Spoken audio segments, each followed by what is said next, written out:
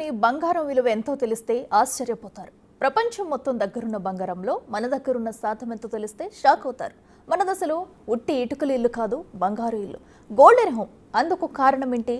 ప్రపంచ private gold ప్రాపర్టీలో మనం ఎందుకంత ముందంజలో ఉన్నాం? ఆ డీటెయిల్స్ ఏంటి ఇప్పుడు చూద్దాం.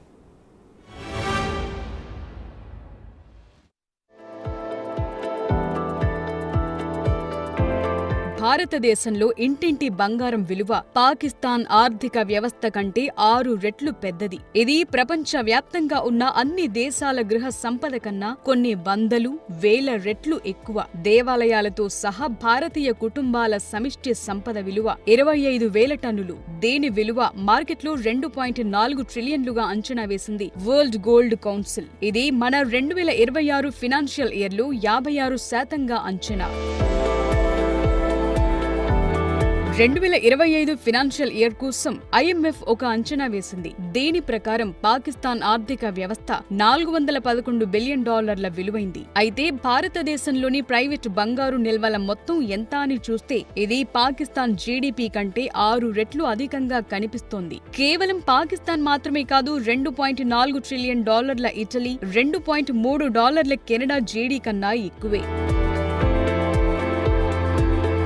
యూనియన్ బ్యాంక్ ఆఫ్ స్విట్జర్లాండ్ ప్రకారం 2020 నాటి కాలం నుంచి బంగారం ధరలు ఎక్కువయ్యాయి. ఇది భారతీయ గృహ సంపదను మరింత పెంచినట్టు తెలుస్తోంది. వాణిజ్య ఉద్రిక్తతలు, ద్రవ్యోల్బణం, రాజకీయ పరిణామాలు, ఇంకా ఎన్నో అనిశ్చితుల కారణంగా 2026 నాటికి బంగారం ధరలు ఔన్స్ కు $3,500 పెరుగుతాయని అంచనా వేసింది స్విస్ బ్యాంక్. 2026 ఆర్థిక సంవత్సరానికి గాను భారత్లో బంగారం పరిమాణం విషయంలో డిమాండ్ తగ్గుతుందని UBS అంచనా వేసినప్పటికీ అధిక ధరలు నికర దిగుమతులను $55.60 బిలియన్ చేర్చుతాయని తెలుస్తోంది. ఇది జీడీపీలో 1.2% ఉండటం విశేషం.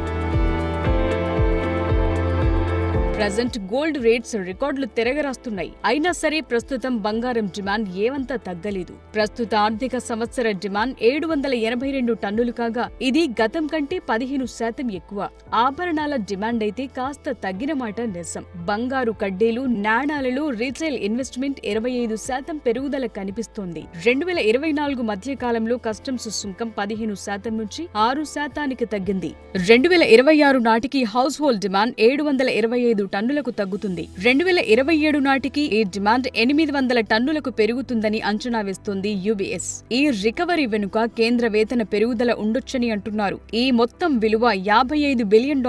ఇది పొదుపును పెంచుతుంది. దీంతో ఇటు రియల్ ఎస్టేట్, అటు గోల్డ్ ఇన్వెస్ట్మెంట్ లో పెట్టుబడులు పెరిగే అవకాశం ఏర్పడుతుంది. అందుకే 2027 నాటికి బంగారం కొనుగోళ్లు పెరుగుతాయని అంటోంది స్విస్ బ్యాంక్. భారత్ బంగారు నిల్వలు ఆకట్టుకునేలా ఉన్నప్పటికీ ఈ సంపద ద్వారా మనీ జనరేట్ చేసే యత్నాలు చాలా వరకు తగ్గాయి. బ్యాంకులు నాన్ బ్యాంకింగ్ ఫినాన్షియల్ విభాగంలో విస్తరించడానికి ప్రయత్నించినప్పటికీ గృహ బంగారంలో 2% కన్నా తక్కువ రుణాలకు పూచీకత్తుగా వాడుతున్నట్టు చెప్తోంది Swiss bank. Bajaj finance, Shriram finance, Chola వంటి సంస్థలు గోల్డ్ లోన్స్ ఇస్తున్నాయి. అయితే బంగారు ఆభరణాలపై ఉన్న మోజు gold bonds, gold monetisation schemes ని దెబ్బతీసినట్టుగా చెప్తారు. అందుకు 2024లో సావరిన్ బాండ్స్ నిలిపివేతే అతి పెద్ద ఉదాహరణగా చెప్తోంది స్విస్ బ్యాంక్. బంగారం ధర ఎప్పుడైతే పెరుగుతూ వెళుతుందో ఇది ప్రభుత్వానికి భారమయ్యే అవకాశముంది. అందుకే ఇలా చేసినట్టు చెప్తున్నారు నిపుణులు. బంగారం దిగుమతి భారం ఎక్కువగా ఉన్నప్పటికీ భారత్ కరెంటు ఖాతా లోటు నిర్వహించదగిన స్థాయిలోనే ఉన్నట్టు తెలుస్తోంది. ప్రపంచంలోని ప్రైవేటు బంగారు నిల్వలు 14% భారత్లోనే ఉంది. ఇది అతిపెద్ద ప్రైవేట్ గోల్డ్ ప్రాపర్టీగా భావిస్తున్నారు. స్విస్ బ్యాంక్ చెప్పినట్టు బంగారంతో భారతీయ కుటుంబాలకు అతిపెద్ద ఎమోషనల్ బాండింగ్ ఉంటుంది. ఇక్కడ ఎంత బంగారం ఉంటే అంత గొప్ప. సరిగ్గా అదే సమయంలో వారిని అలవాటు సంపన్నులుగా మార్చుతోంది. బంగారం అంటే లక్ష్మీదేవితో సమానమని, బంగారు నిల్వలు ఎంతగా ఉంటే తమ చెంత అంతటి లక్ష్మీ కటాక్షం ఉన్నట్టు భావిస్తారు. కాబట్టి భారతీయ కుటుంబాలకు బంగారానికి ఒక విడదీయరాని అనుబంధంగా మారింది పరిస్థితి.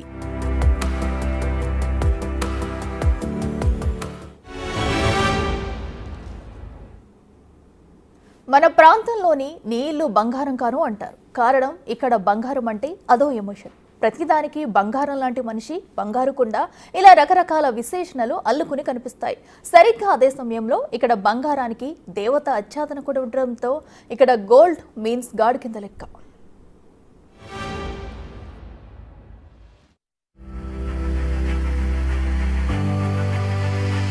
భారతదేశానికి బంగారానికి ఉన్న అనుబంధం మాటల్లో వర్ణించలేనిది. ఇక్కడ స్వర్ణంగా పిలిచే బంగారం నిల్వ చేయటం ఒక సంప్రదాయం. మరీ ముఖ్యంగా ఆడపిల్లలను బంగారు ఆభరణాలతో ముంచెత్తాలని అనుకుంటారు. అంతేకాదు ఎవరికి ఎంత బంగారం ఉంటే వారికి అంతటి సామాజిక గౌరవం, విలువ ఉంటుంది. మరీ ముఖ్యంగా ఏదైనా పెళ్లి పేరంటాలప్పుడు ఇక్కడి మహిళలు బంగారు ఆభరణాలను ధరించటం ద్వారా తమ హోదాను ప్రదర్శిస్తుంటారు. మరీ ముఖ్యంగా హిందూ సంప్రదాయంలో బంగారం ఒక శుభప్రదమైన భావన.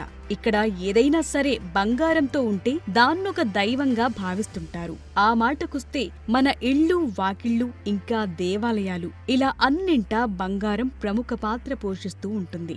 బంగారు వాకిలి అంటూ మన ఆలయ వ్యవస్థలో బంగారం అతిపెద్ద పాత్ర పోషిస్తూ ఉంటుంది. ఇక బంగారు కిరీటాలు, గోపురాలు, రథాలు అంటూ బంగారం వాడకం విలువ అధికంగా కనిపిస్తుంది. అంటే ఆయా దేవీ దేవతలు సైతం ఎంత ప్రముఖమైన వారో తెలియచేసేది ఈ బంగారమే. ఆ మాటకొస్తే గోల్డెన్ టెంపుల్ కల్చర్ భారత ఆధ్యాత్మిక విభాగంలో ఒక భాగం. బంగారం కలిగి ఉండటం భారతీయ సంస్కృతి సంప్రదాయాల్లో ఒక స్థిరత్వానికి సూచిక.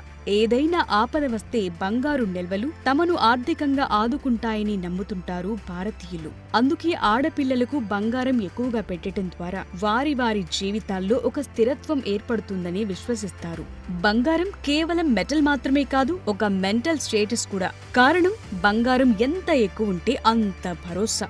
ఈ భరోసాను తమ జీవితంలో తప్పక ఉండాలని భావిస్తారు. అందుకే అవసరం ఉన్నా లేకున్నా బంగారం కొనటం జీవితంలో ఒక భాగం చేసుకుంటారు. గోల్డ్లో ఇన్వెస్ట్మెంట్స్ తెలివైన పెట్టుబడిగా భావిస్తుంటారు. బంగారం ద్రవ్యోల్బణానికి వ్యతిరేకంగా పనిచేస్తుందని నమ్ముతారు. అంతేకాదు ఆర్థికమైన అండదండలను ఇస్తుందని భావిస్తారు. భారతదేశం ప్రపంచంలోని అతిపెద్ద బంగారు వినియోగదారుల్లో ఒకటి. టాప్ 20 గోల్డెన్ కంట్రీస్ లో మన దేశం 9వ స్థానంలో ఉంటుంది. కానీ మన దగ్గర బంగారానికి ఉన్న విలువ, దాన్ని ఆభరణాల ద్వారా ధరించే మోజు ప్రపంచంలో మరెక్కడా కనిపించదు. ఇక్కడ కేవలం మహిళలే కాదు, పురుషులు సైతం గోల్డ్ మెన్స్ గా చలామణి అవుతుంటారు. ఇల్లు, వాకిలి, స్థలం, పొలం ఎలాగో బంగారం సైతం అలాంటి ఆస్తిగా పరిగణించే దేశం కేవలం భారత్ మాత్రమే. అంతగా ఇక్కడ బంగారం కీలక పాత్ర పోషిస్తుంటుంది. ఆ మాటకొస్తే తొలుత బంగారమే డబ్బుగా ఉండేది. ఆ బంగారం ఒక చోట పెట్టి ఆ చీటీని బట్టి తమ దగ్గర అంత బంగారం ఉందని చూపించుకునేవారు. ఆ తరువాతి రోజుల్లో అదే కరెన్సీగా మారిందని అంటారు. ఒక దేశ కరెన్సీ నిల్వలను ప్రభావితం చేసేదే బంగారం. సాధారణంగా ఒక దేశంలో ఎంత బంగారం ఉంటే ఆ దేశ కరెన్సీ విలువ కూడా అంతేగా పెరుగుతుంది. ఒకవేళ బంగారు నిల్వలు తగ్గితే కరెన్సీ విలువ కూడా తగ్గే ఛాన్స్ ఉంది. ప్రపంచ మార్కెట్లో బంగారం ధరలు డాలర్లలో నిర్ణయిస్తారు. కాబట్టి డాలర్తో పోలిస్తే ఒక దేశం కరెన్సీ విలువ తగ్గితే ఆ దేశంలో బంగారం ధరలు కూడా పెరుగుతాయి. ఒక దేశం ఎంతటి బంగారం విలువలు కలిగి ఉంటుందో ఆ దేశం అంత సురక్షితంగా భావిస్తారు. దీనివల్ల ఆ దేశంతో వ్యాపారం చేయటానికి, పెట్టుబడి పెట్టడానికి ఇతర దేశాలు ముందుకొస్తాయి. ఇక భారత్ విషయానికొస్తే బంగారాన్ని కేవలం ఆర్థిక స్థిరత్వం కోసం కాకుండా ఒక సెంటిమెంట్ గా భావించటం వల్ల అది ఇటు అందానికి అందం, ఆర్థిక పటుత్వానికి పటుత్వంగా నిలుస్తుండటం గమనార్హం.